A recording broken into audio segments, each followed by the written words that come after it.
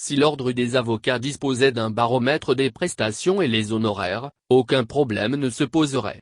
Mais à défaut, on s'interroge si les informations qui nous parviennent sont réellement ce qu'elles devraient être. Au cas où l'avocat de la mère des 3 enfants enlevés persistait dans ses prétentions, l'entière responsabilité incomberait à la juge Katotok-Chonang, celle qui a, par complaisance ou intérêt, délivré une ordonnance de garde des 3 enfants au surnom Ugeshukou, le père. Après que nous avons dénoncé cette pratique qui a consisté à ignorer la première ordonnance délivrée antérieurement par un juge depuis 2018, pour en prendre une autre, laquelle aurait permis au père et au parquet du tribunal de procéder à l'enlèvement des enfants en pleine rue, la juge Katotok-Chonang a pris une autre ordonnance de rétractation moins de 24 heures plus tard. Annule ainsi sa première bourde. Mais quelle doit être la prochaine étape devant permettre à la mère de famille de récupérer ses enfants? À en croire un juge, il suffirait que l'avocat de la dame, si elle en a, se présente au parquet du tribunal, muni de l'ordonnance de rétractation, le procureur ferait le reste et la mère et son avocat iraient chercher les enfants sans autre forme de procédure. Mais voilà, des indiscrétions font état de ce que, pour ce faire, l'avocat de la dame réclamerait la coquette somme de 2 500 000 CFA. Alors qu'il aurait déjà encaissé 100 000 FCFA pour prendre connaissance du dossier. Nous avons du mal à croire à ça. Alors nous avons joint l'avocat à propos, mardi après-midi. Il nous a éconduits, laissant croire qu'il ne parlerait pas au téléphone et qu'on devrait prendre rendez-vous. Chose que nous avons docilement faite quelques minutes plus tard. Rendez-vous nous a été donné sur le lendemain, le mercredi 28 juillet, entre 11h30 et 12h.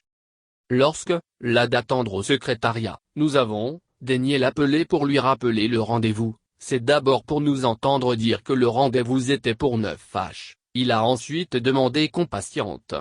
Tant et longuement que nous avons vidé son cabinet sans être reçus. De quoi a peur cet avocat si la somme qu'il réclame ne souffre d'aucun abus? Une femme à qui ses enfants ont été enlevés et qui, pour les reprendre, devrait débourser 2,5 millions FCFA? Il est des situations que la hiérarchie judiciaire ne devrait pas tolérer. Sous d'autres cieux et devant des autorités justes, et l'avocat, et la juge devraient s'expliquer quant aux prétentions d'honoraires pour l'un, et à la décision de prendre une contre-ordonnance avant de se rétracter pour la seconde. Doit-on comprendre que sans le versement intégral des 2,5 millions CFA, les enfants continueront de dormir dans les locaux du service central de recherche et d'investigation criminelle, SCRIC? Une autre situation devrait interpeller le barreau togolais et son bâtonnier. Le 14 juin 2021, une requête aux fins d'ouverture du portail du domicile où vivaient les enfants avant leur enlèvement a été adressée au président du tribunal de Lemay.